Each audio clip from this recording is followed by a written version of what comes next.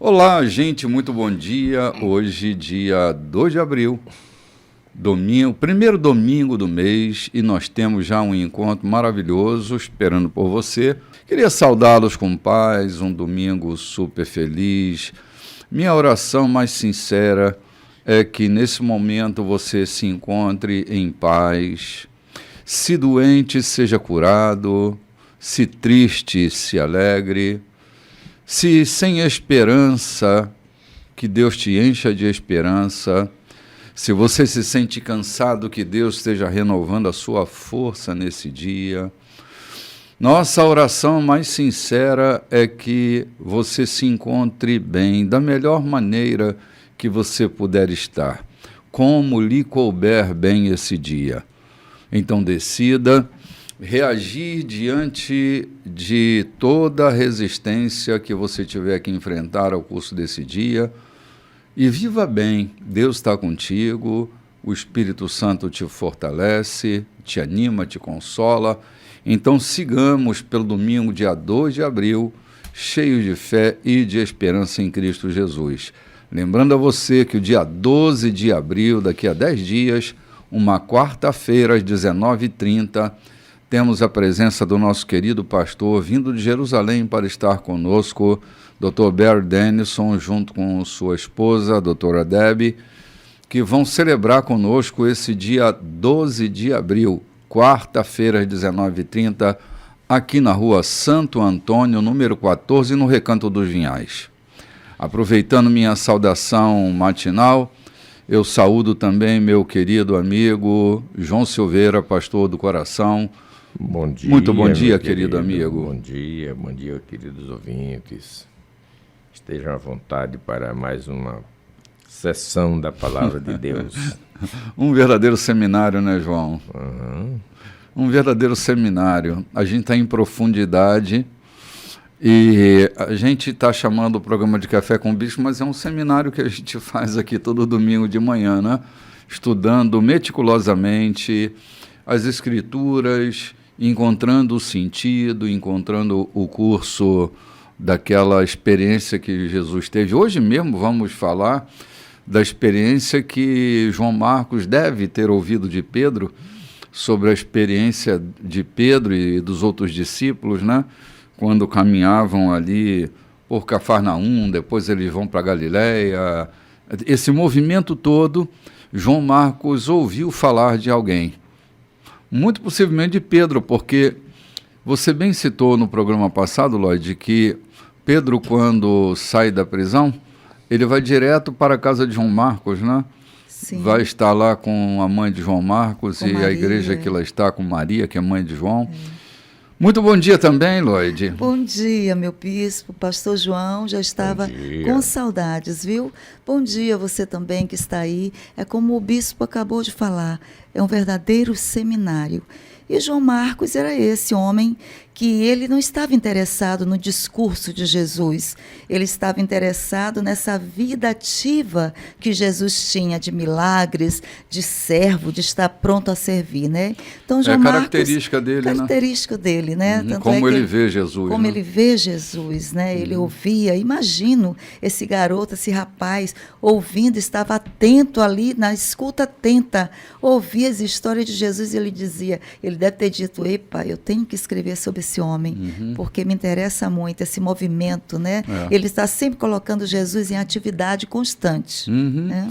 É como você falou, acho que ele está mais interessado nos fatos do que necessariamente nos discursos de Jesus, né? Então está sempre colocando. A gente já está aqui no capítulo 1, Lloyd, no versículo 35, né? Foi onde nós paramos semana passada, sim. Que Jesus está em movimento, né? Marcos está sempre colocando Jesus em movimento mesmo. A gente pode proceder à leitura desse texto para a gente fazer o comentário devido, né? Sim, sim. Vamos lá, você que está com a sua Bíblia, seu caderno, sua anotação, vamos começar a leitura. Versículo 35.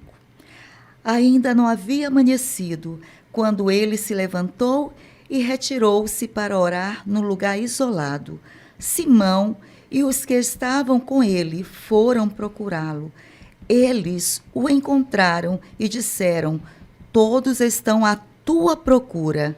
Jesus decidiu: vamos a outras cidades para que eu possa pregar ali também. Faz parte da minha missão. Assim, por toda a Galileia, ele visitou sinagogas, que era um lugar de reunião, pregando e expulsando demônios. Um leproso aproximou-se dele, ajoelhou-se e implorou: se o Senhor quiser, pode me purificar. Emocionado, Jesus estendeu a mão, tocou o leproso e disse: quero, fique limpo. A lepra desapareceu na hora. A pele do homem ficou lisa e saudável. Jesus o despediu com ordens estritas: não diga nada a ninguém. Apenas se apresente ao sacerdote e leve a oferta de purificação, como Moisés prescreveu, para validar a cura diante da comunidade.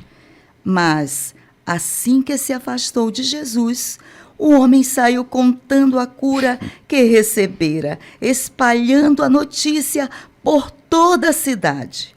Jesus, então, passou a entrar na cidade de modo mais discreto, pois já não podia fazer isso publicamente. No entanto, ele foi logo encontrado e o povo corria para ele, vindo de todos os lugares. Olha que coisa interessante, Lodi, esse trecho que você leu. Tem tanto conteúdo interessante aqui, né? Eu vejo que Jesus, ele mantinha um ritmo de oração e de segredos, né? Porque ele saía assim isoladamente para que secretamente ele pudesse ouvir, falar, dialogar com Deus, e isso acontecia às vezes muito cedo, como é o caso narrado aqui, né? E ele surpreende porque ele deixa todo mundo procurando ele, né? Ou seja, ele não fica dando alarde, ele não, ainda que ele seja o centro das atenções, ele não arroga para si ser o centro das atenções. Ele vai se deslocando, e estar sozinho, é isso que a gente precisa pensar. A gente sofre cronicamente de solidão. E é preciso que a gente seja curado dessa coisa da solidão, porque a solidão não é um problema, desde que eu a transforme numa palavra moderna chamada solitude, que é o privilégio de você se sentir em boa companhia quando você está consigo mesmo, né? Jesus não tinha problema com a solidão, porque ele nunca se sentia só. A vez que ele se sentiu só, ele estava exposto, assumindo todo o pecado que havia na humanidade. Por que me desamparaste, né? Então, essa sensação de desamparo, Jesus teve lá na cruz. Enquanto que nós vivemos desamparados o tempo inteiro, e a gente precisa corrigir esse desvio do pensamento, não é? Porque o desamparo, ele está ligado ao nosso pensamento. É como nós pensamos a condição em que nós estamos. E precisamos melhorar a qualidade do nosso pensamento para deixar essa solidão que produz o desamparo, que consome tanto a nossa vida, né? Olhar para Jesus nesse movimento é me lembrar que a gente precisa fazer boa companhia para a gente. Se a gente não faz boa companhia para a gente vive assim meio que desesperado, né? É uma lição preciosa que eu aprendo com Jesus. Aprender a estar na sua própria companhia, estar bem, fazer boa companhia para a gente, né? Jesus tirava esse tempo para ele mesmo, né? Exatamente. Para o bem-estar dele, Porque aqui ele estava em forma humana. E muitas vezes a gente vê pregadores, pessoas que estão em eternas atividades, que não têm tempo para a sua saúde, não têm tempo para colocar a sua cabeça em ordem, estão numa agenda cheia de atividades, tantos compromissos, que não tem tempo para si. E aqui a gente vê Jesus tirando um tempo para ele, para fazer a meditação dele, para orar, para estar no lugar sossegado com ele. Aí quando os discípulos chegam e dizem, olha, todos estão à tua procura. E foi aí que ele tomou uma grande decisão. Então vamos lá, vamos para o outro lado, vamos pregar em todos os lugares, né? Então, mas Jesus se preparava. Sim. Jesus tinha esse momento com ele Era mesmo. O senso de missão, Lloyd e João, que Jesus tinha e desenvolvia. Jesus estava em missão. E cada movimento que ele fazia, ele reconhecia que isso era parte da missão dele. Quando a gente vive sem missão na vida, a gente vive muito mal, perdido, deslocado. É a perda do senso de propósito, né? Jesus sabia muito bem o que ele estava fazendo ali naquele momento, por que ele estava ali, qual era a condição dele. Era isso. Eu ouvi há muito tempo atrás do Moisés Cavaleiro. Ele dizia que cada discípulo de Jesus precisa ter um forte e claro sentido de missão na sua vida. Ter um forte e claro sentido de missão na nossa vida faz a gente viver bem na nossa própria companhia. Mas quando a gente não tem esse senso de propósito, a gente começa a despertar na gente o que Viktor Frankl vai chamar de neurose noogênica, que é a perda de sentido na vida, a perda de propósito. Então, encontrar o seu propósito de vida, né? Encontrar a razão pela qual você é capaz de morrer, essa mesma razão é capaz de dar vida a você, né? Encontre um motivo para morrer e você encontrará o motivo para viver. Para você se levantar da cama cedo, né? A gente costuma perguntar, o que faz o teu olho brilhar? O que faz você levantar da cama cedo? E Jesus levantava da cama cedo para orar, porque ele tinha um propósito na vida, né? Oh, que coisa maravilhosa. No final do versículo 28 ou 38, ele diz assim, foi para isso que eu vim. Exato, João. Foi para isso que eu vim. Me chamava muita atenção quando ainda não entendia, embaralhou a cabeça por muito tempo, se Jesus era Deus, se Jesus era homem, essa coisa toda. E aqui nos prova exatamente a humanidade inteira de Jesus, que mesmo sendo filho de Deus, ele praticava as atitudes de um homem inteiramente humano. Mais tarde, ou seja, no dia seguinte, antes de amanhecer o dia, ele se levantou e foi para um lugar isolado para orar. Jesus dormia, né, João? Para orar. E quando falamos em oração, lembrei de uma expressão do Gandhi, quando perguntaram para ele o que ele ganhava nas suas orações. Ele disse, não sei se ganho muita coisa, mas perco muito. Perco meu orgulho, perco a minha vaidade, perco a minha prepotência, perco o meu desejo egoístico. Não sei se ganho tanto, mas que perco bastante e preciso perder. Nas nossas orações, nem sempre devemos inteiramente buscar pedir.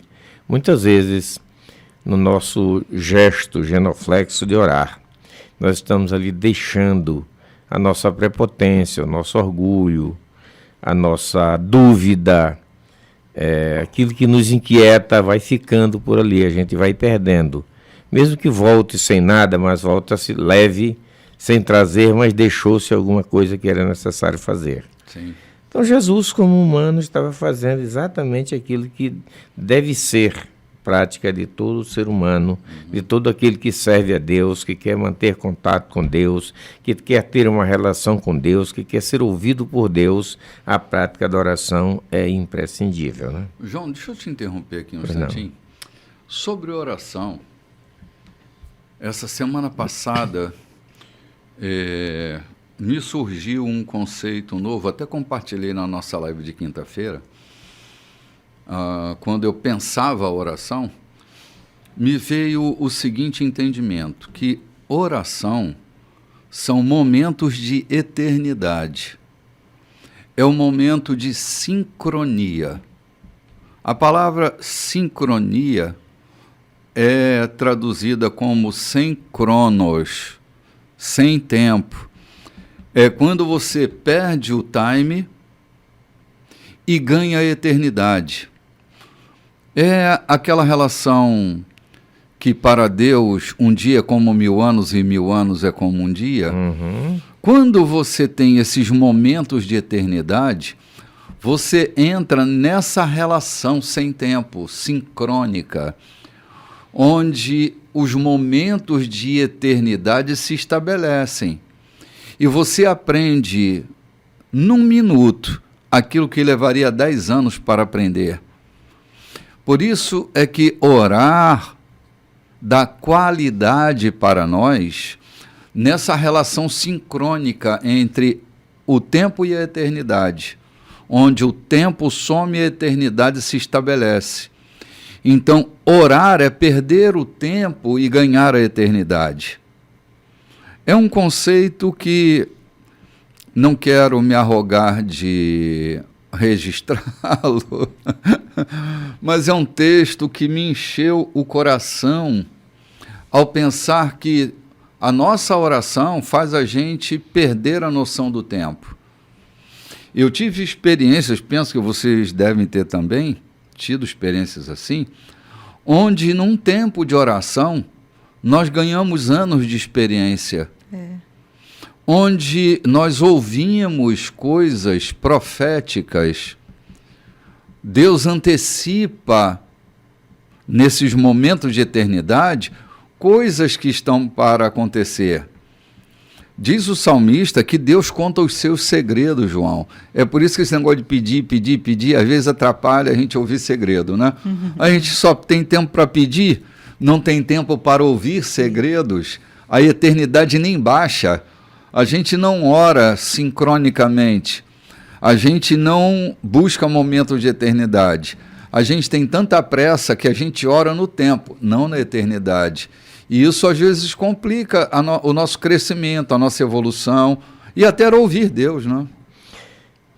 Naquela canção, Jantar para Jesus, eu fico pensando que quando a gente fica pedindo, não se dá por conta que ele já chegou, que ele já mandou, mas Sim. A nossa ansiedade em pedir está tão grande, o vício de orar apenas pedindo está tão grande que não se apercebe que a resposta já chegou há tanto tempo para aquela conversa, para aquela oração, e a gente está tão viciado em pedir que esqueceu ou não se apercebe que a resposta já está aqui há tanto tempo. Verdade. Ele já veio, já trouxe a resposta, já deixou, foi-se cuidando de outras coisas. O que Jesus fez aqui?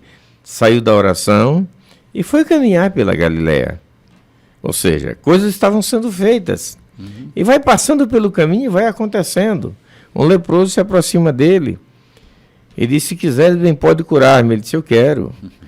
E o que eu acho lindo disso, quebrando alguns paradigmas que ele fazia, é que ele tocou naquele leproso. Coisa que era proibida para qualquer judeu comum. Normalmente um líder que era o Jesus Cristo. Um homem que tinha os olhos da nação fitados para ele. Ele vai e toca no leproso.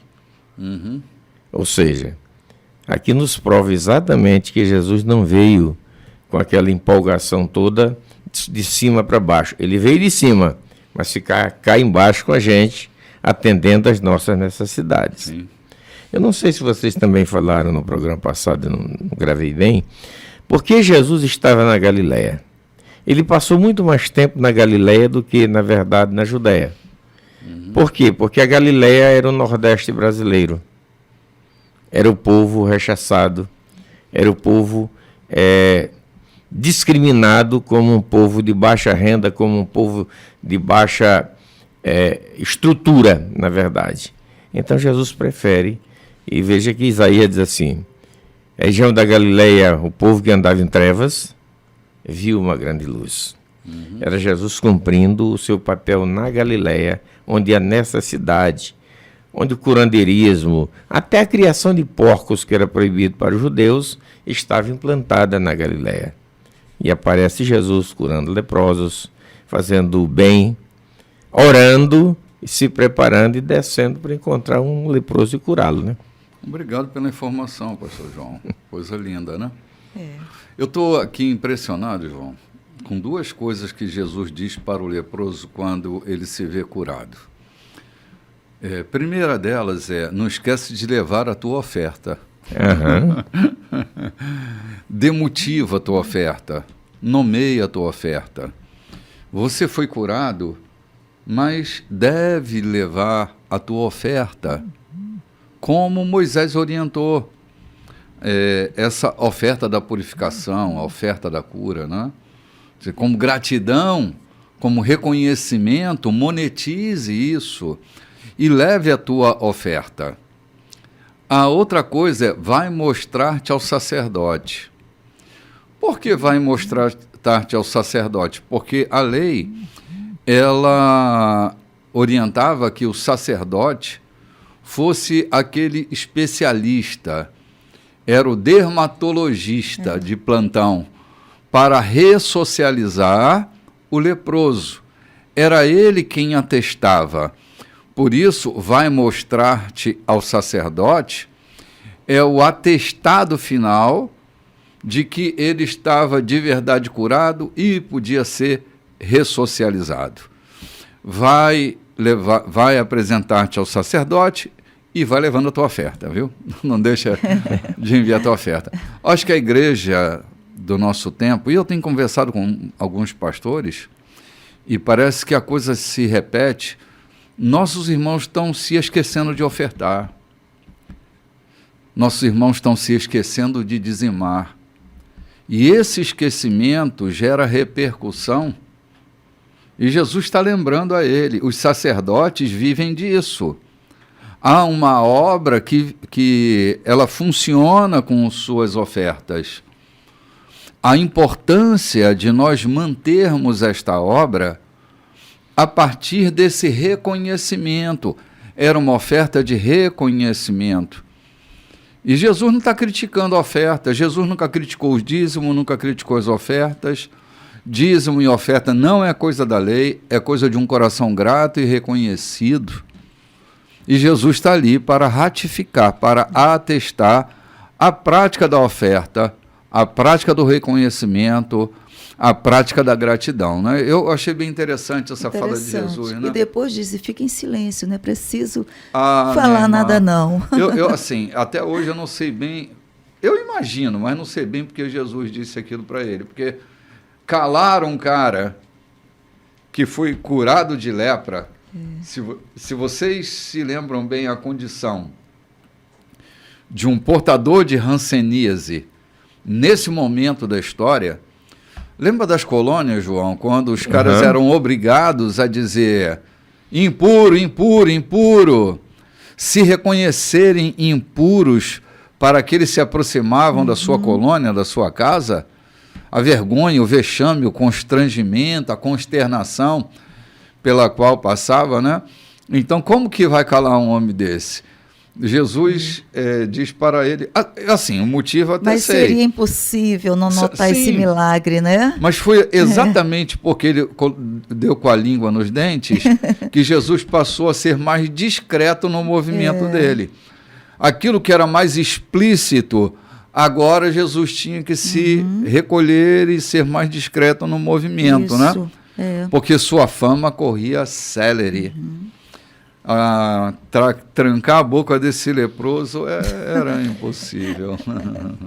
Conjectura aqui que talvez Jesus estava tentando tirar o foco daquilo que era meramente humano para trazer a mentalidade àquilo que de fato era espiritual. A mensagem de Jesus era buscar e salvar o que se havia perdido. Todavia, não era apenas buscar, mas salvar também.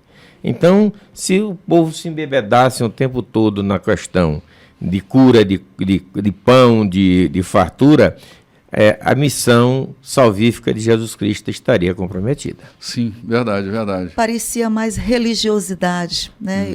Ficaria como os fariseus, sim, mostrando, olha o que eu faço. Proclamando, né? Proclamando, né? Jesus sabe o que diz e o leproso também sabe. Vamos ali tomar um cafezinho, gente, e a gente volta já já. Olá, gente, muito bom dia. Estamos de volta aqui com o segundo bloco, hoje, dia 2 de abril. Não nos esquecendo que daqui a 10 dias, dia 12 de abril, temos o nosso encontro de quarta-feira, que será um encontraço. Você não pode faltar, às 19h30, com a presença do nosso querido pastor Barry Dennison. Será um tempo memorável e convido você para estar conosco. João, era incrível como Jesus tinha essa força catalisadora. As pessoas iam a ele porque ele trazia a solução de fato, tanto para o corpo adoecido quanto para a alma adoecida. As pessoas eram salvas e curadas. Salvas da tormenta, porque eu fico pensando salvação, João, e quando eu era menino lá no seminário estudando, a gente olhava para a salvação de um ponto de vista único, né? Não é que também não devesse ser apreciado, mas a soteriologia, ela era um estado do inferno para o céu. Fui salvo do inferno para o céu. Mas salvação, a doutrina da salvação, ela é muito mais expansiva. Fomos salvos do que exatamente? Penso que uma das coisas que nós fomos salvos foi de nós mesmos. A outra é que nós fomos salvos de uma vida reduzida, tacanha, mesquinha, sem sentido. E a salvação, quando alcança a vida de um homem, ele recupera a vida desse homem extraordinariamente. A sua alma volta a viver. Se estava em frustração profunda, em depressão, em angústias, a salvação... Lembra que a salvação é acompanhada da alegria? Uhum. Quando Davi ora, Senhor, restitui-me a alegria da salvação. E lá no Novo Testamento, em 2 lugares, ela ratifica. Quando o carcereiro é batizado, o texto... Lucas narra dizendo, e com toda a sua família manifestava grande alegria por terem crido em Deus. Sim, porque esse é o estado de salvação. Ele recupera a nossa alegria, não? Aí a gente vai caminhando ali pelo deserto de Jerusalém, no rumo à Etiópia, e vê aquele homem se encontrando com a salvação em Cristo Jesus, proclamada por Filipe. E o texto finaliza dizendo assim, e Filipe se achou em Azoto. Ou seja, Filipe pegou uma carona na asa do anjo e veio embora para Azoto. Foi transladado. E o eunuco, jubiloso, seguiu o seu caminho. Olha aí. Então, para mim, a marca da salvação está na alegria. Uhum. Um salvo que não tem alegria precisa rever o conceito de salvação para a sua vida. Né? Um crente carrancudo tem alguma coisa errada ali. Pode estar vivendo o inferno, né, João? Pode estar vivendo. Pode estar vivendo o inferno da religião e não a alegria da salvação. Porque era isso que acontecia, grande alegria, né? Grande alegria. A alegria do Senhor é força. Uhum. É força para seguir em frente. Minha irmã, se a nossa alma está em contentamento, o coração alegre, contente, aformoseia o rosto. E é um bom remédio. Claro, minha irmã, faz saúde na gente. O estado de alegria, e por isso que a gente está aqui associando a salvação à alegria, o estado da alegria faz bem para cada célula do corpo da gente. Faz bem para o rim, para o fígado, para a bexiga, para o coração, para os olhos. Quando uma pessoa é possuída de alegria, seus poros dão notícias de que ela está bem. Você olha para ela e ela está ali em estado de poesia. Isso é fruto da salvação. A salvação entra, a alegria se estampa. É o fruto do resgate, né? Exatamente, João. Então, pensar em salvação só, não é que não seja só coisa pequena, é coisa grande. A gente foi salvo do inferno, fomos resgatados do império das trevas para o reino do Filho do amor de Deus. Aleluia. Mas com esse resgate veio tudo. Veio tudo. E aquilo que havia sido perdido, que entristecia a gente, que adoecia o corpo, porque hoje, João, 85% das doenças são provenientes de falta de alegria. São problemas gerados no sistema psíquico. É o que se chama de doença psicossomática. Hoje, 85% das doenças na humanidade, elas se originam aqui, cara. Bispo, eu já tive o desprazer de sepultar 4 amigos que o médico não encontrou razão para testar a sua morte. E em alguns deles ele disse: a alma desse homem morreu dentro de si, o corpo não resistiu. A alma morreu dentro de si e o corpo não resistiu. A tristeza foi tão intensa dentro da sua alma que a alma murchou, morreu, e o corpo não resistiu à perda da alma. Morreu de tristeza, talvez, né, João? A angústia interna. Tristeza mata. Uma angústia interna, preso dentro de si mesmo.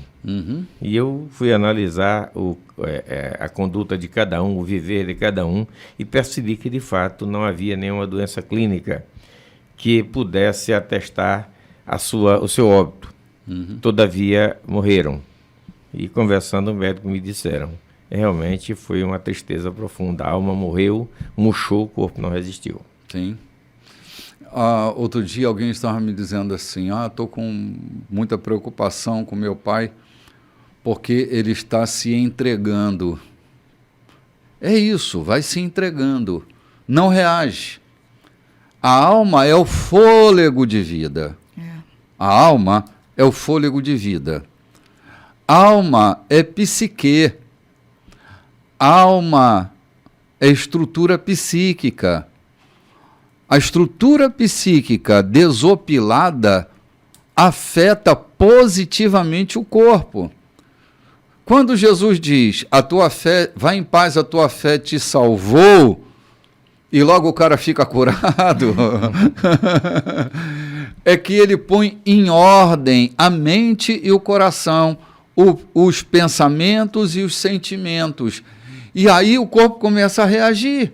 E a serotonina, que é o hormônio, né, da alegria, da felicidade, Sim, faz parte desse homem nesse momento, que ele não se conteve em guardar para si aquilo que aconteceu com ele. Ele teve que dividir, que transbordou. Então, essa serotonina, hoje em dia é indicado você colocar, o bispo sempre diz isso para a gente, colocar a canetinha para pelo menos fazer de maneira artificial, né?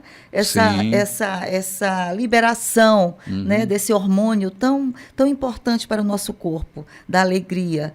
Só coloca ali que produz aquele sorriso do Shen, né? Que estimula todo o rosto. Só fazer essa atitude das bochechas, as bochechas se levantam, o olhinho fica, né, aquele olhinho fechadinho, porque é essa maneira de provocar a serotonina no corpo. E logo ela começa a ser produzida dentro de nós, para alinhar o que a gente está em desarmonia com o corpo. Sim. Agora, quando isso é provocado de uma maneira natural, como provocou Jesus quando curou esse homem, a alegria dele, ninguém segurou esse homem. Ele teve que falar. Espalhou por toda a cidade. Muito bem, nós estamos novamente num outro movimento. O Marcos narrando a movimentação de Jesus, e ele vai voltar para Cafarnaum, né? Jesus agora vai para casa. É bom estar em casa, né? É bom a gente chegar em casa, quando vai uma viagem de trabalho, uma viagem de missão, uma viagem missionária, é bom estar em casa. Mas aqui só lembrando, Lloyd, que Cafarnaum era o lugar onde Jesus tinha uma casa. Era a sua residência, ele residia em Cafarnaum. Então, esse movimento de voltar para casa, né, ele vai estar sempre ali por Cafarnaum. Me lembro de João, que narra um dos episódios mais bombásticos dentro da sinagoga de Cafarnaum, quando Jesus diz, pela primeira vez, isso provoca um alvoroço, né? Minha carne é verdadeira comida, meu sangue é verdadeira bebida, quem de mim se alimenta, por mim viverá. Jesus está dentro de uma sinagoga, a sinagoga de Cafarnaum, ela que é o palco dessas palavras de Jesus, narrada por João, né? Isso mesmo. Numa dessas visitas lá, que o Marcos não vai narrar a questão propriamente dita, mas está dizendo, ele foi à sinagoga de Cafarnaum. Ele passou ali em Cafarnaum. Ele faz essas referências, Sim, né, de uma exatamente. forma bem ligeira, mas ele vai fazendo. Ele vai fazendo pequenos registros de lugares geográficos, de cenários, vai citando, né? Vai citando. E aqui a gente vai iniciar agora o capítulo 2, Bispo. Capítulo 2. Sim. João, tu tem alguma coisa que queira compartilhar aqui antes da gente passar? Só corroborando que, na verdade, esse Cafarnaum foi escolhido para ser o centro, na verdade, das operações do Ministério de Cristo. Veja aonde ele proferiu o maior sermão, o sermão mais importante da sua vida. Foi em Cafarnaum, Sermão da Montanha, Cafarnaum. Era o QG dele, né? Era o QG dele. Alguém até diz que quando aqueles discípulos de João foram enviados por João perguntar... João o Batista. És tu que há de vir ou esperamos outros? João manda perguntar e ele diz assim, vinde e vede. E foram e pousaram com ele, ou seja... E os levou para casa, Levou para casa. E basicamente havia um seminário ali, havia toda uma montagem do ministério de Jesus, a base devia ser Cafarnaum, né? Muito possivelmente. E os discípulos de João Batista vão até a casa de Jesus para ver tudo o que está acontecendo. E foram passar um dia com ele ali, né? Pousaram com ele, almoçaram, jantaram, dormiram para seguir viagem no dia seguinte, né? Sim, era um líder que se mostrava, né, João? Porque João estava preso em Jerusalém e de lá vieram até Cafarnaum. Precisava, a caminhada não era tão perto. Era quase 150 quilômetros. Caramba, é daqui até, sei lá, Miranda, talvez, né? Exatamente. Por aí. Uau! Vamos lá, Lodi, no capítulo 2? Vamos lá, iniciando o capítulo 2. Passados alguns dias, Jesus voltou para Cafarnaum, e a notícia de que havia voltado logo se espalhou. Uma multidão se formou, bloqueando a entrada da casa, de modo que ninguém podia entrar ou sair.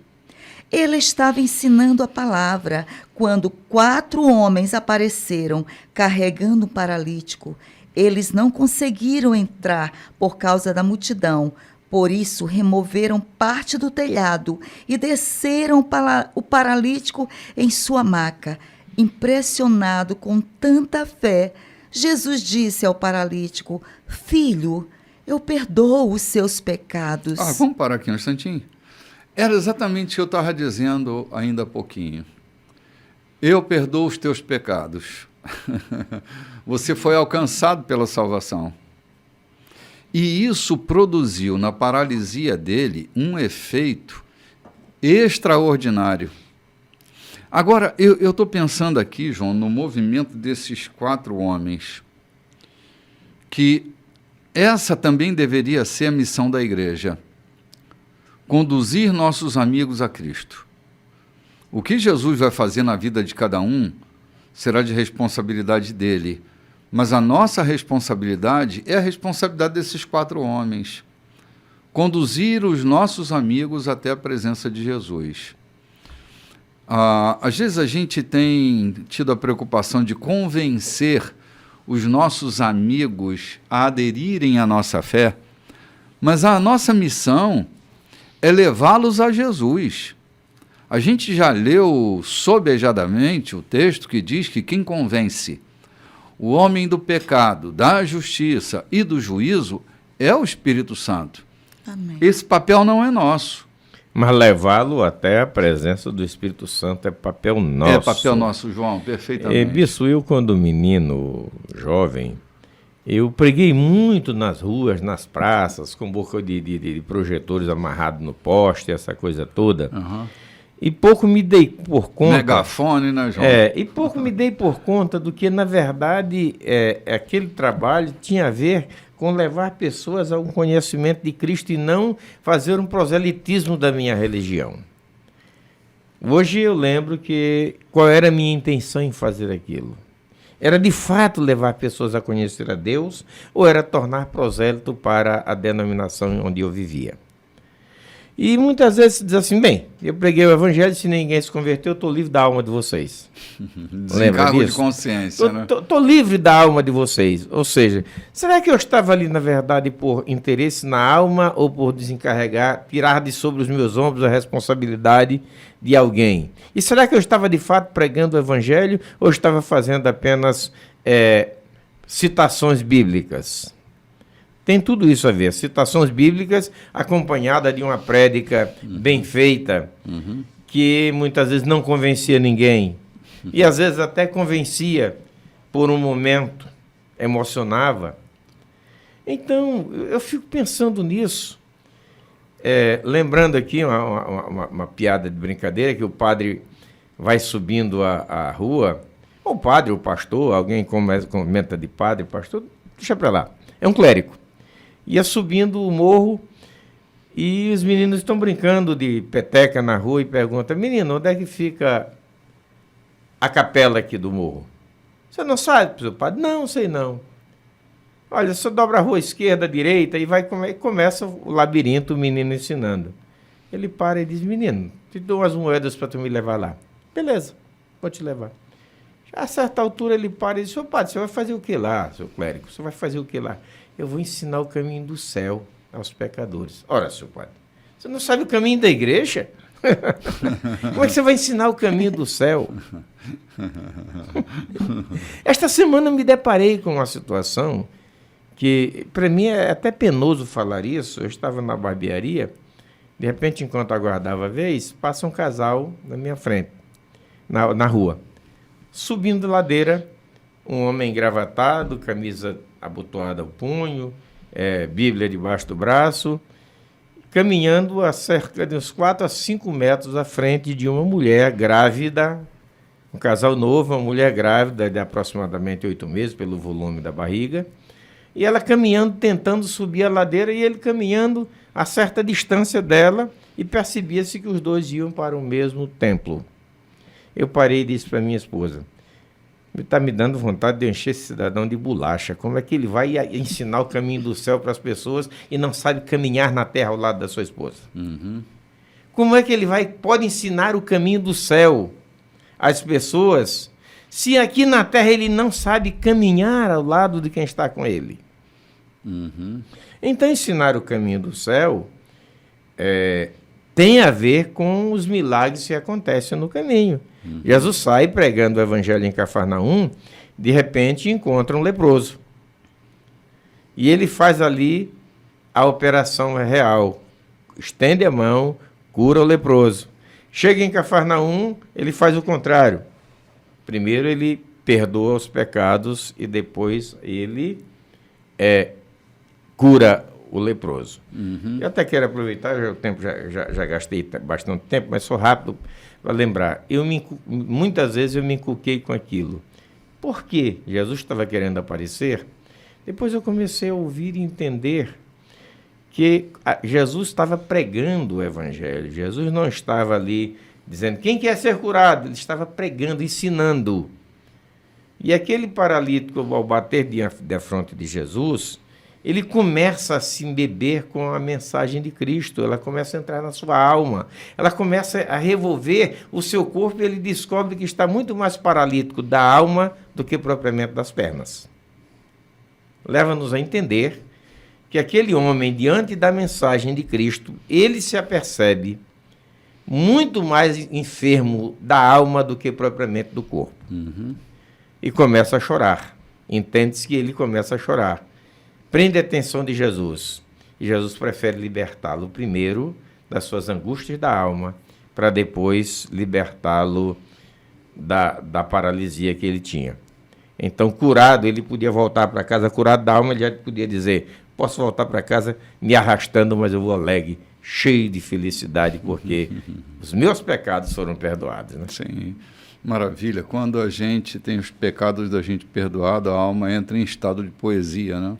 Maravilha. Tem uma canção, que eu não sei bem se está fora de contexto, mas para mim está bem contextualizada, é uma poesia dos Mutantes, que ela dizia assim: se eles são bonitos, eu sou Alain Delon. Se eles são famosos, sou Napoleão. Se eles têm 3 carros, eu posso voar. E se eles rezam muito, eu já estou no céu. É isso que a salvação produz em nós, é esse estado de eternidade na terra, de se sentir no céu, ainda com os pés na terra. Era isso que vinha acontecendo.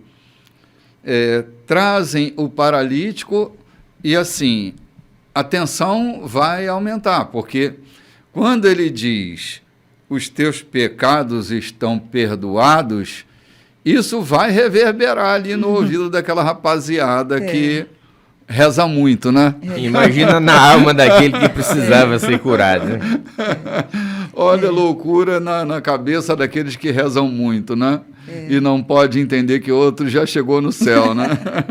Vamos lá, Lodi, fazer a leitura. Verso 6, né? Eu gostaria de fazer só algo que rapidinho aqui na minha mente associou. A igreja é essa que dá acessos, né? É o papel da igreja. Deve ser, é. Dar acessos. Eu lembro também quando Jesus chamou Lázaro. Lázaro, vem, sai daí, vem para fora. Ele tirou a pedra. E ali ele, desataio, ele convidou os amigos. E aqui a gente vê nesse texto também o papel dos amigos, né?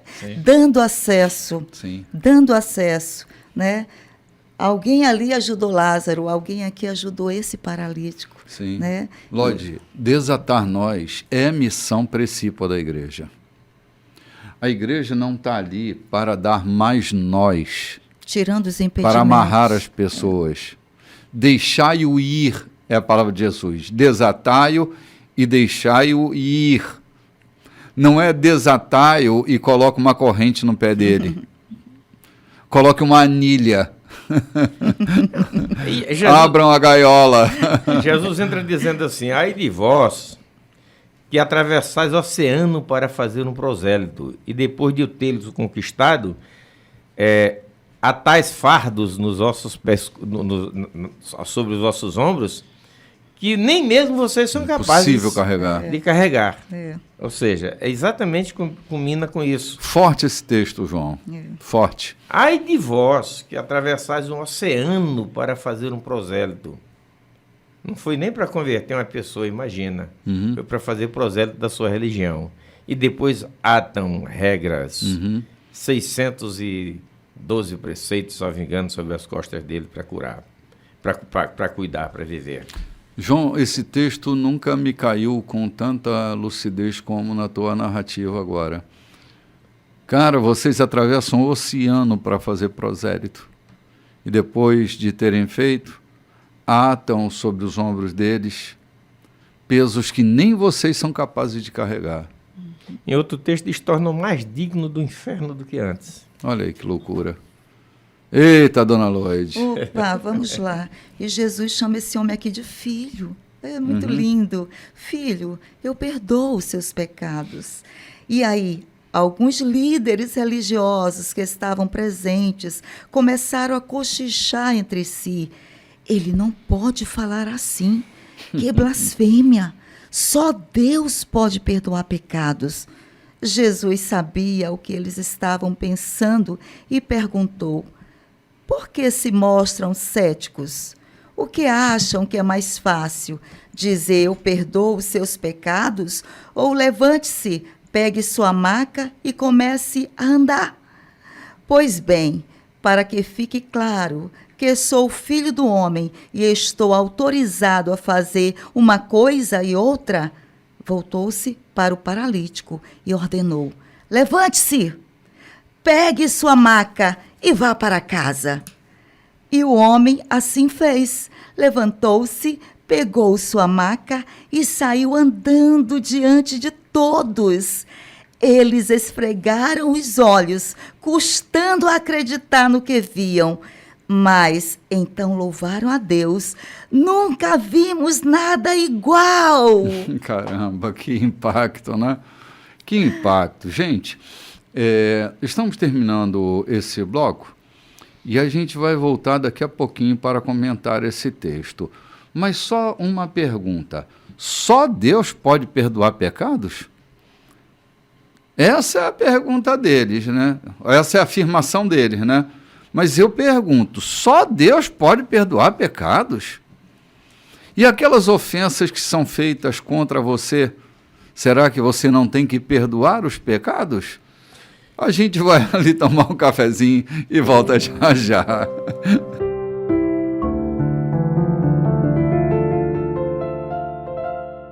Olá, gente, estamos de volta e nós saímos, João, com uma pergunta. Só Deus pode perdoar pecados? Onde está os 70 vezes 7? Né? É que aqueles que rezam muito nem sempre conseguem acessar o céu, sabe? Aqueles que oram muito nem sempre, João, acessam a eternidade. E não podem compreender que o perdão destrava a vida das pessoas. Jesus está perdoando os pecados dele e destravando a paralisia dele, porque sua alma entra nesse estado de recomposição no corpo. Uhum. O corpo começa a reagir ao estado da alma. A alma dele anda e leva o corpo junto. E eles não entendem nada, porque só entendem do protocolo da oração.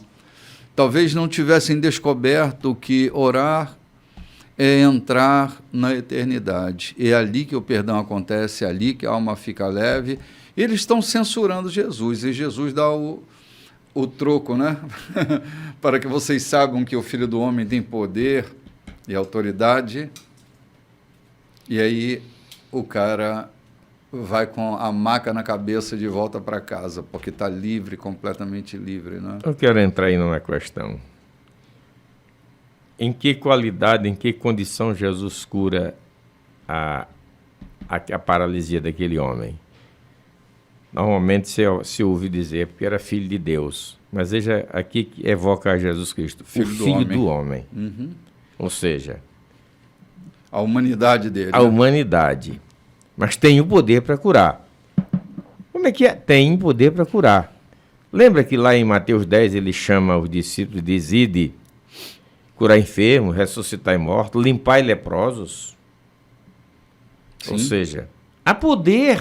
Eis aí vos dei autoridade. Eis aí vos dei autoridade e poder para curar enfermos, ressuscitar mortos, limpar leprosos. Se perdoar cura, né? E se perdoar os pecados de alguém, seriam perdoados. Uhum. Entendeu? É meio difícil a gente querer assumir ou aceitar isso, porque a gente tem uma falsa humildade, se encapa de uma falsa humildade, quando muitas vezes nos ufanamos de querer ser alguma coisa que não somos, e abrimos mão de sermos aquilo que de fato Jesus nos preparou para ser. Uhum. Curar enfermos, eu vos dou poder. E quando ele estava para subir, ele disse, e coisas maiores do que essa, vocês farão. Uhum. Maiores do que as que eu fiz, curar enfermo, limpar leprosos, dar vista a cegos, vocês estão autorizados a fazer isso. Aí, agora depende de você, né? Eu acho interessante aqui, Lloyd, que os caras esfregam os olhos, parece até filme coreano, né? Eles esfregam os olhos para ver se eles não estão sonhando, muito é isso legal. Mesmo, não é uma miragem. Né? E aí o espanto em todo, né? Nunca vimos nada igual. Nada igual, E era em Cafarnaum, né? Pode alguma coisa boa vir dali, mas quem né? estava esfregando os olhos? Eram os homens da lei, não era isso? Sim. Eram os religiosos da época. É que muitas vezes a religião, cumprimento de regras, o viver religiosamente com as suas regras e cumprimentos, nos nega a ver que é possível coisas maiores serem feitas. Nos tira, empana, inebria os nossos olhos e furta de nós o sentimento de crer que nós estamos aqui como seguidores de Cristo, que nós estamos aqui como discípulos de Cristo para fazer aquilo que Ele ordenou. E Ele determinou que isso fosse feito. Andar sobre as águas não ficou só para Pedro, não. Abrir o Jordão não é privilégio apenas de Elias e de Eliseu. É de todo aquele que serve a Deus com sinceridade. É daqueles que buscam a Deus e vivem com Ele em comunhão, em consonância com Ele. Limpar leprosos não é obra apenas de Jesus Cristo. É sim de Jesus Cristo, mas através de nós. É obra de Jesus, mas através de nós. Eu vos dou poder. E em meu nome vocês podem fazer isso. Agora, é numa relação onde você tem comunhão com Ele. Não é como os filhos de Cefa, não, né? Os filhos de Cefa queriam curar em nome de Jesus, mas Jesus que Paulo prega, não é Jesus que eu sirvo. Jesus que Paulo ensina, não é o Jesus que eu tenho no meu coração. Isso faz diferença. João, nós aprendemos a orar pelos enfermos e não necessariamente a curar os enfermos. Né? Me faz até lembrar uma história engraçada que um querido amigo foi visitar uma senhora que estava gravemente acamada e ele orava e dizia: Senhor, prepara a tua serva e leva. E ela disse, ela já lá nas últimas dizia, essa não. A gente está habituado a orar pelos enfermos, não é um jogo de palavras. Entenda o cerne dessa questão. Jesus nos deu autoridade para curarmos os enfermos e nós estamos orando pelos enfermos e nem sempre curando os enfermos. E a gente deixa de ver milagres porque, ao invés do uso da autoridade para curá-los, nós usamos para consolá-los e não para levantá-los, não para erguê-los. É só uma observação que eu quero fazer, porque pode ser que doutrinariamente a gente esteja atravessado por um conceito com um certo ponto de equívoco e a gente precisa ter os olhos um cadinho mais aclarados para perceber o que é que Jesus está mostrando para nós, né? Está querendo que nós façamos em seu nome. Né? Sim. E muitas vezes, curar enfermo não implica em orar. Implica muitas vezes em levá-lo ao médico, implica muitas vezes em adquirir o seu remédio, implica muitas vezes em conversar com ele, em ouvi-lo. Eu lembro, eu fui visitar um cidadão lá no meio dos matos, me convidaram para ir lá, um homem de 86 anos, talvez, e eu chego, ele está de cama, eu começo a conversar com ele. Zé, como é que tu tá? Estou aqui de cama, estou para morrer. E eu perguntei quantos anos ele tinha e comecei a conversar. Daqui a pouco eu disse, te levanta, rapaz, vai trabalhar, que um homem com 86 anos falando com essa entonação de voz todinha, não está para morrer não, te levanta e vai trabalhar, porque se não está doente, conversa nenhuma. No outro dia o filho dele me disse, olha, papai amanheceu na roça. Olha que coisa, né? Papai amanheceu na roça. Então eu entendo que curar enfermos é uma palavra de autoridade que você tem sobre a enfermidade, e não apenas uma oração de coitadinho para, Senhor, se tu quiser, cura o enfermo. Se bem que, também, como você disse, orar por enfermo, já aconteceu comigo. Eu fui, a certa altura, visitar um cidadão que havia quebrado a perna, ele já estava com 90 anos, ele estava de leito. E o Eliseu, que estava comigo, disse, Cacá, nós vamos orar para Jesus te levantar daí. Ele disse, faça isso não. Eu não quero mais me levantar daqui, eu quero ir para a eternidade, já chega. O meu tempo aqui já venceu. Então vamos orar para que Deus te dê graça, conforto, enquanto você aqui estiver. Ele disse, eu não quero mais caminhar por aí, já chega. O meu tempo aqui na terra já passou. Eu quero apenas subir. E a gente orou com ele, né? Sim. Não pela enfermidade dele, mas para que ele tivesse tranquilidade enquanto estivesse o resto dos dias na terra. Né? Sim. João, a gente ouve relativamente poucas notícias de pessoas que ressuscitaram. Mas a experiência de fé entrou na minha família com uma ressurreição. E eu não posso deixar de acreditar em ressurreição dos mortos nem na presença dos anjos, como faziam os saduceus, porque a experiência que nós tivemos na nossa família, eu ainda não era vivo. Minha mãe era criança e uma irmã mais nova dela estava morta sobre a cama e meu avô a ressuscitou. Em nome de Jesus, é claro. Ele ainda perguntou, assim, contado por ele, né, ele me dizia, eu disse, se Jesus é Deus de verdade, se aquilo que aquele mascate diz, evangelizando aqui pela roça, é verdade, então me devolva a minha filha e eu vou te seguir para o resto da minha vida.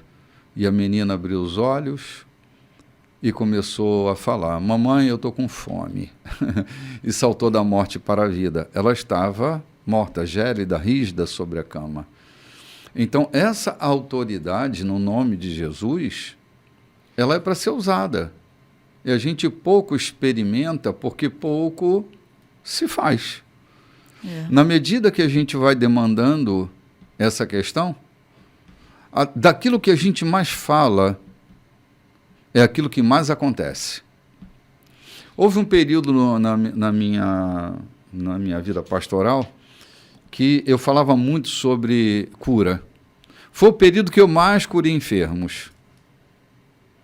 Hoje, como eu tenho falado muito sobre a cura da alma, eu tenho tido muito privilégio de contribuir para que pessoas estejam curadas da sua alma, leves para a vida, não é? E podemos curar enfermos através do perdão. Sim. Não tem igreja que fala de dinheiro? Sim. São as igrejas que mais prosperam economicamente, né? Aquilo que a gente mais fala, mais acontece. Então a gente está diante desse quadro lindo aqui, nunca vimos nada igual. E os caras que rezavam muito, mas nunca tinham acessado o céu, agora estão coçando o olho para saber se é verdade ou não o que aconteceu, né? E nós vamos avançando aqui, já vamos para o versículo 13, né? Versículo 13, agora nós vamos, Jesus vai ter aquele encontro maravilhoso com Levi, conhecido como também o Mateus, sim, né? Sim. Então vamos lá. Jesus foi... Até aqui, Mateus não entra na história, né? Mateus vai entrar na história agora. Justamente. E aqui, Jesus foi uma vez mais caminhar à beira-mar.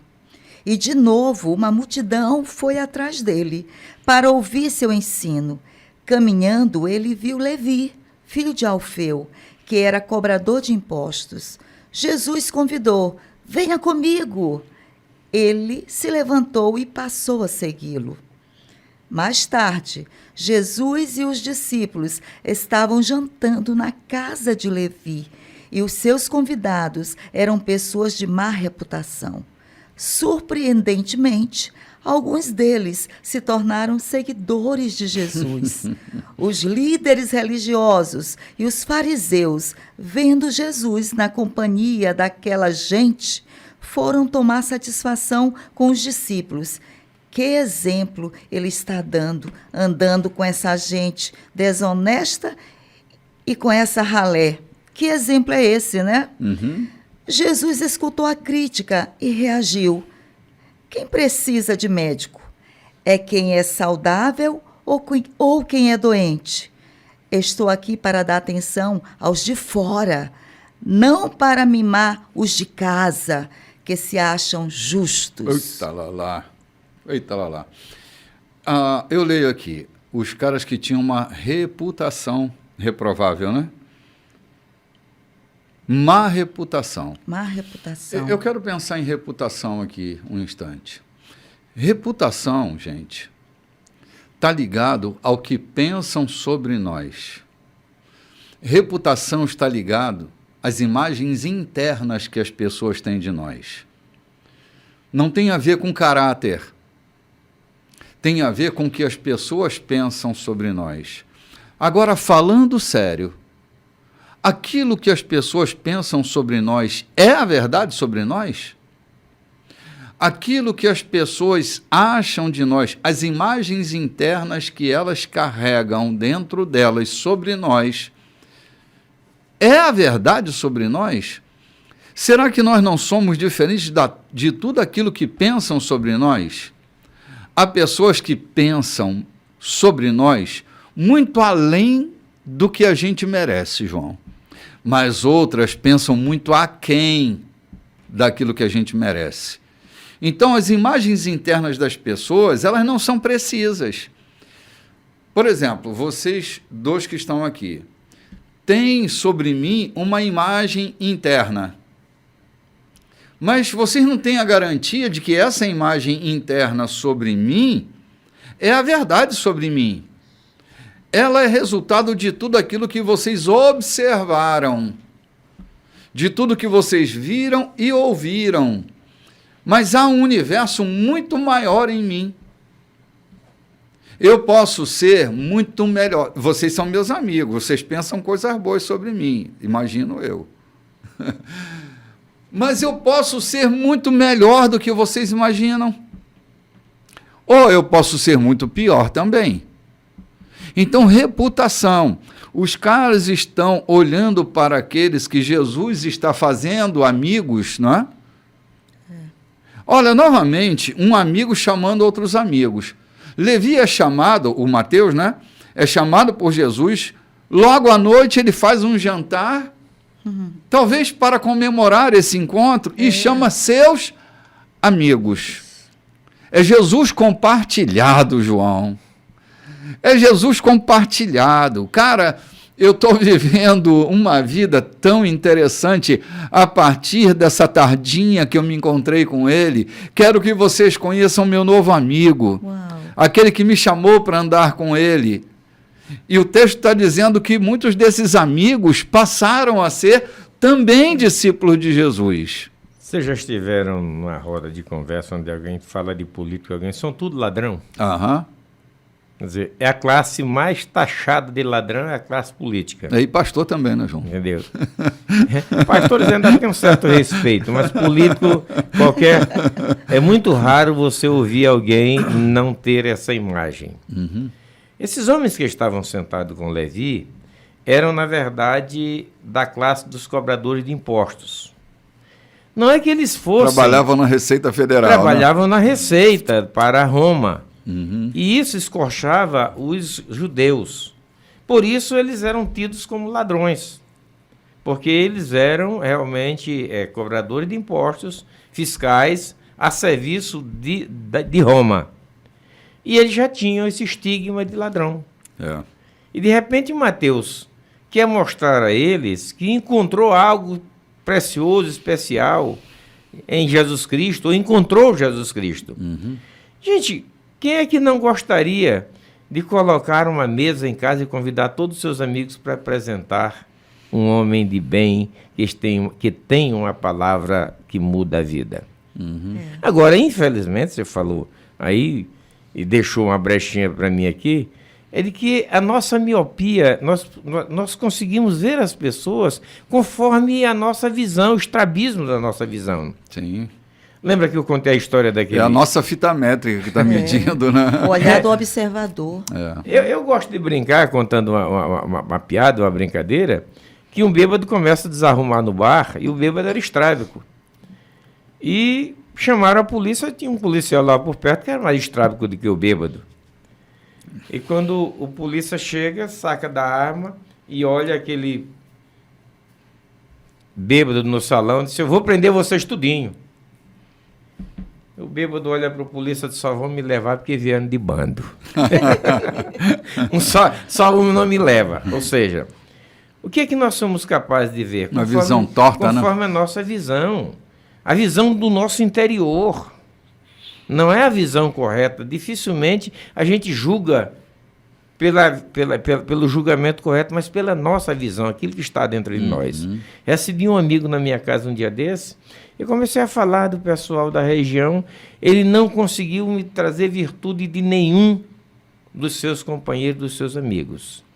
Essa semana passada fui visitá-lo, e ele começa a fazer uma narração para mim, eu começo a ouvi-lo, depois eu começo a ministrar sobre a vida dele.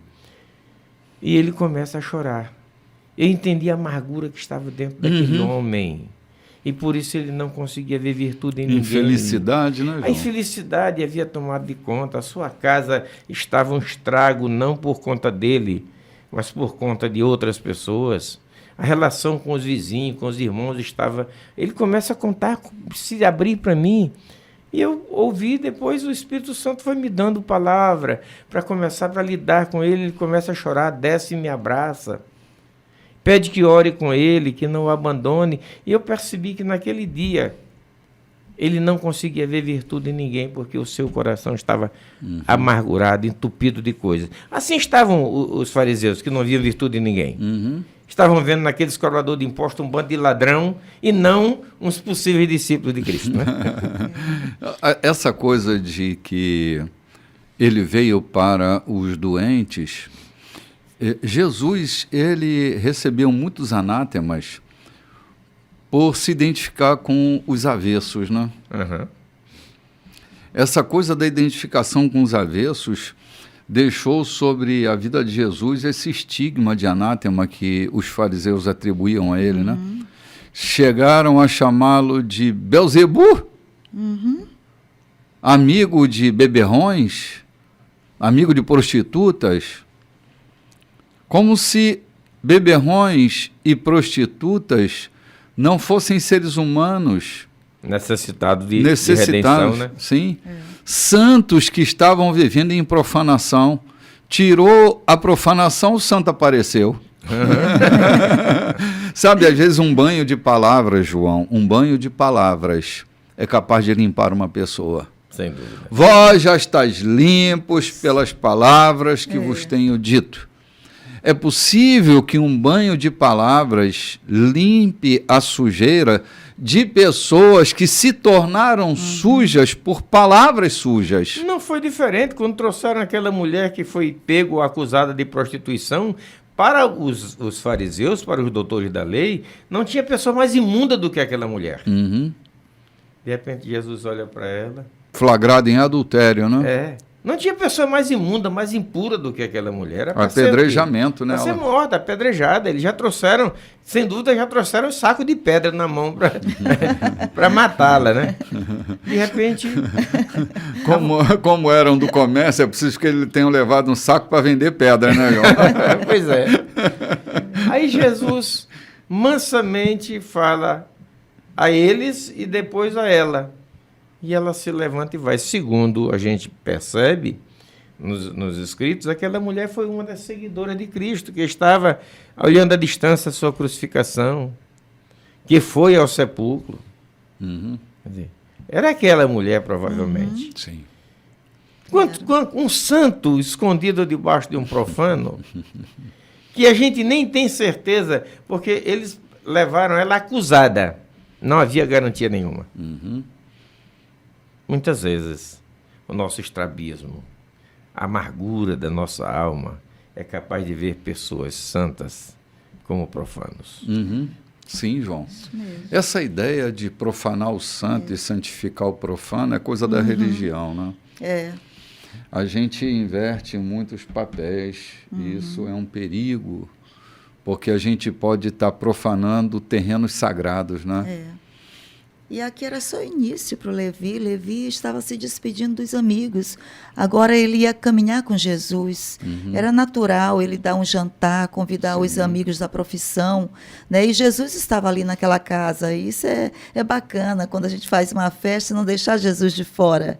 Quando a gente, nos nossos negócios, nos nossos acordos, no hotel, numa viagem de negócio, qualquer lugar, a gente convidar Jesus também para que os outros conheçam quem é Jesus em nossa vida. E Jesus foi e Levi foi esse rapaz que trouxe Jesus para que os amigos de profissão conhecessem. Era o ecossistema de Levi, aqueles homens, né? Eram os amigos de profissão. Mas aqui, aos poucos, ele estava se despedindo desse ecossistema. Ele ia deixando para trás. Sim. Porque quando começamos a caminhar com Jesus, a gente vai tendo que deixar uma bagagem para trás. Algo que não vai mais fazer parte. Há coisas que precisam ficar para trás. Tem que ficar para trás. E Levi aqui vai deixando esses amigos para trás. Esse ecossistema profissional para trás, porque agora ele vai andar com Jesus, que é outra pegada. Exatamente, Loide. Coisa maravilhosa é o que está acontecendo, né? Versículo 18. Não, só um instantinho, não. Eu quero ainda falar sobre essa coisa de não mimar os da casa, que já se acham justos. Ou seja, Jesus não era de mimar ninguém, principalmente, né, aqueles que se achavam justos, se percebiam justos e estavam vivendo uma devassidão na sua própria vida. Gente infeliz perturba a vida de todo mundo. Agora, gente feliz não se preocupa com a vida de ninguém. Os fofoqueiros, né, normalmente são infelizes. Por isso se preocupam tanto com a vida dos outros, porque a vida deles não tem graça. A vida deles é insuportável. Então, aos fofoqueiros de plantão que por acaso passaram aí pela tua vizinhança, gente infeliz, enche a paciência de todo mundo. Gente, como a gente é feliz, a gente vai ali tomar um cafezinho e volta já já. Pois bem, gente, estamos de volta. Esse é o quarto e último bloco da nossa programação. Obrigado por nos acompanhar, por estar aí. E também quero lembrar você que daqui a 10 dias, dia 12 de abril, uma quarta-feira, às 19h30, nós vamos receber a visita do Dr. Barry Dennison. Ele vem de Jerusalém para compartilhar a palavra conosco e você é nosso convidado especial. Entrada franca, não tem passaporte, você pode chegar e celebrar conosco. Será uma quarta-feira muito especial, não é nosso hábito a reunião de quarta-feira, mas excepcionalmente quarta-feira nós vamos estar juntos e eu espero por você. Tudo bem? Vamos seguindo aqui, nós estamos avançando na nossa caminhada e já estamos no versículo 18 do capítulo 2 do Evangelho segundo Marcos escreveu, né, Loide? Vamos fazer a leitura, querida? Vamos lá. Os discípulos de João e os discípulos dos fariseus tinham costume de jejuar. Por isso, alguns foram perguntar a Jesus: por que os seguidores de João e os fariseus adotam a disciplina do jejum, mas os seus seguidores não? Jesus respondeu: numa festa de casamento, vocês não economizam no bolo nem no vinho, porque estão festejando. Depois poderão até precisar economizar, mas não durante a festa. Enquanto o noivo e a noiva estão com vocês, é tudo alegria. Depois que os noivos forem embora, o jejum pode começar. Ninguém joga água fria na fogueira enquanto tem gente em volta. Essa é a vinda do reino. Ele continuou: ninguém corta um cachecol de seda para remendar uma roupa velha. Usa-se um remendo que combine. Ninguém guarda vinho em garrafas rachadas. Num sábado, Jesus atravessava uma plantação de cereal. Enquanto caminhavam, os discípulos descascaram algumas espigas. Os fariseus reclamaram com Jesus: seus discípulos estão quebrando as regras do sábado. Jesus reagiu: é mesmo? Vocês nunca leram o que Davi e os seus companheiros fizeram quando estavam com fome? Ele entrou no santuário e comeu o pão fresco do altar, na frente do sacerdote principal, Abiatar, o pão santo que ninguém podia comer, senão os sacerdotes, e o repartiu com os companheiros. Jesus acrescentou: o sábado foi feito para o nosso benefício. Não somos escravos do sábado. O Filho do Homem não é escravo do sábado, é o Senhor dele. Vixe, que pancada Jesus está dando aqui nessa história, né? É interessante que Jesus ele não está censurando o jejum, mas está colocando os pingos nos is, não é? Bem interessante. Bem isso. interessante, é.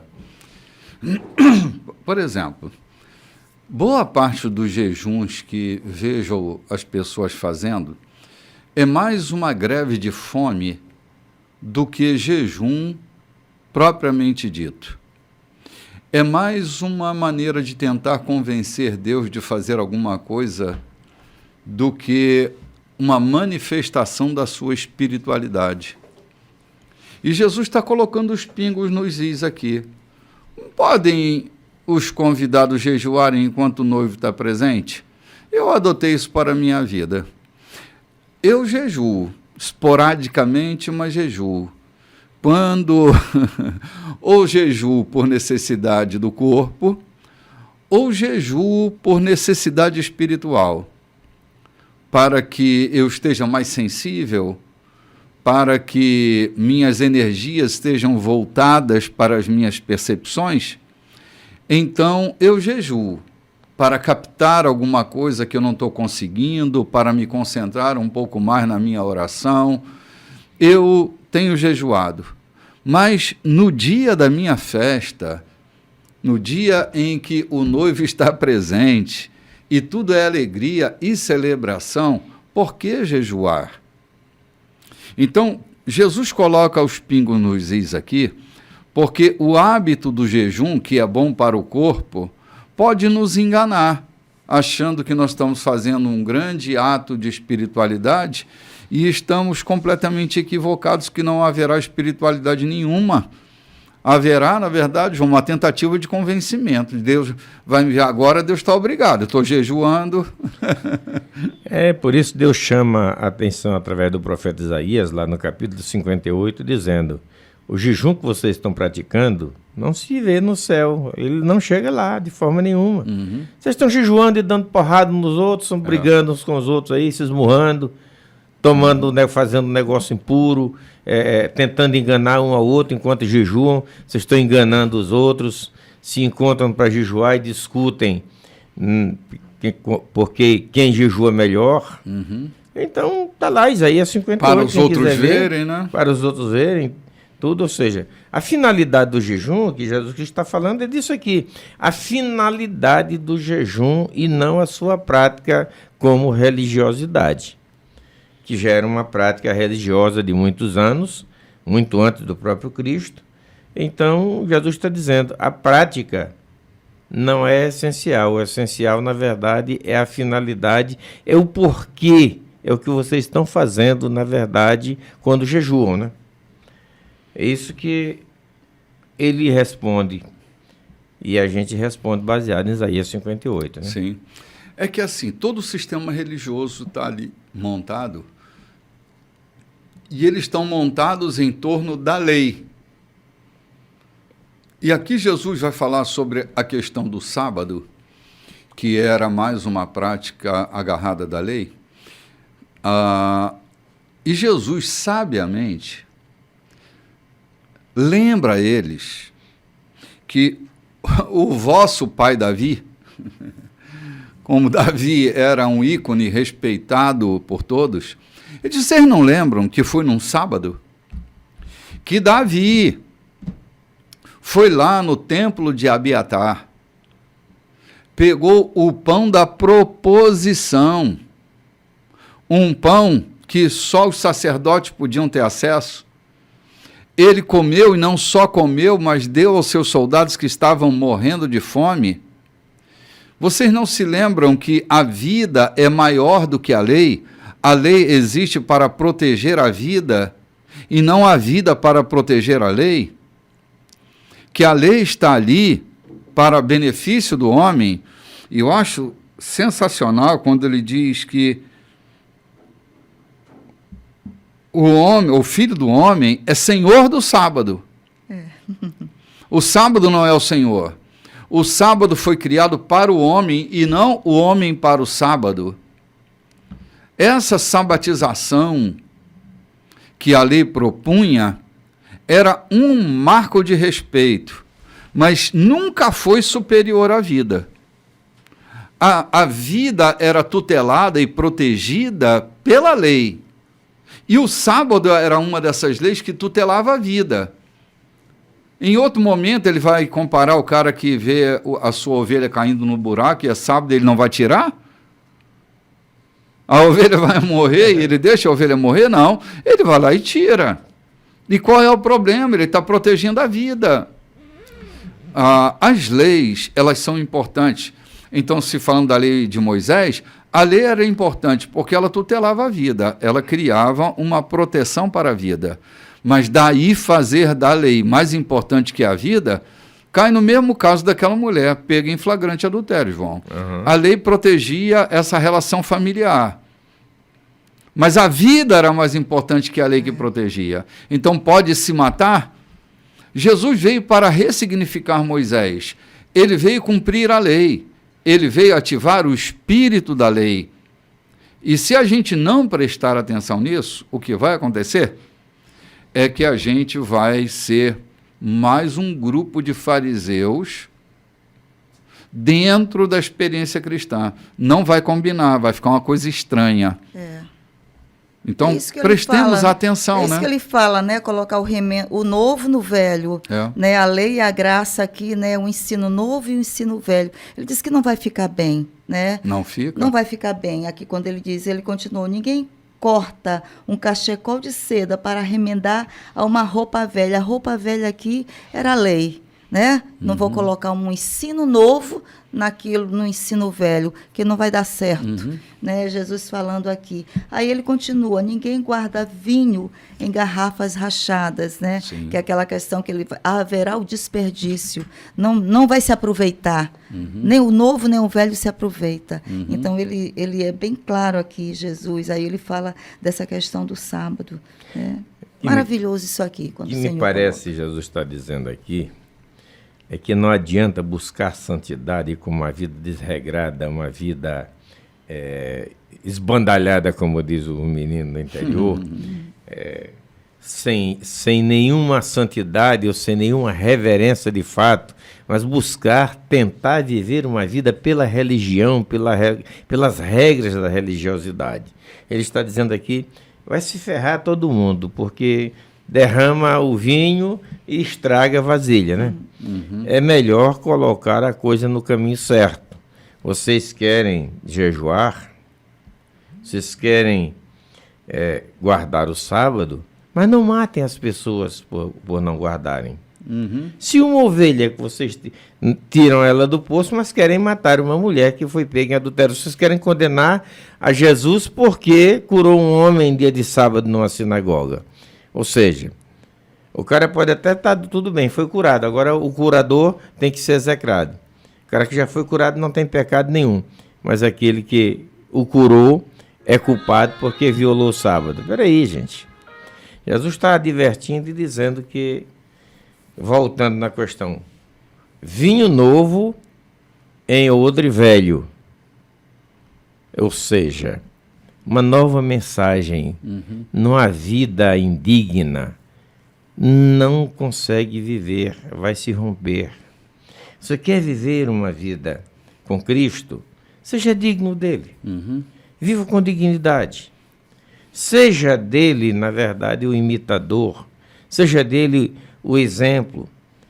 Viva as suas palavras. Não tente, com as suas práticas imundas, querer fazer uma religião bonita, né? João, tem um aforismo antigo que a gente lançou, não leve sua velha mentalidade para os seus novos desafios.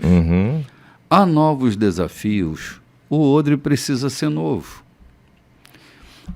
A nossa mentalidade precisa mudar de acordo com o novo. Há pessoas que estão esperando coisas novas, mas mantêm odres velhos, vasilhas antigas, que a expansão do vinho novo, e a coisa é essa, né? O vinho novo, ele tem expansão, ele se expande. Então, o odre, que era um recipiente de couro para se guardar o vinho, se ele fosse velho, usado, na expansão do vinho dentro do odre, o vinho respira, esse odre se racharia, porque não suportaria. Ele já cedeu tudo que tinha que ceder. Então, o vinho é novo, estava ressecado. Um vinho novo? Use odres novos. Você tem um novo desafio? Use uma nova mentalidade.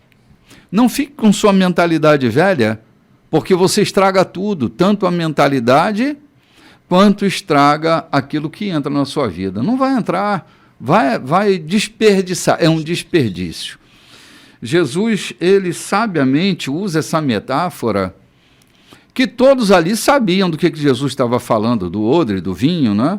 Era uma sociedade que o consumo do vinho era comum, era habitual. Então, Jesus está dando uma das lições preciosíssimas, né? Sobre essa coisa do remendo de um pano velho, feita por um pano novo, não um tecido novo. Novo no velho. O novo no velho. Assim, o novo no velho, nessa questão do tecido, cara, é horrível, é feio, grita, parece que ficou pior. Isso mesmo. O evangelho não é um tecido novo para ser colocado num pano velho. O evangelho, ele é transformador. Ele transforma esse pano velho num pano novo. É um poder que o evangelho traz de transformar as coisas, de mudar a forma delas.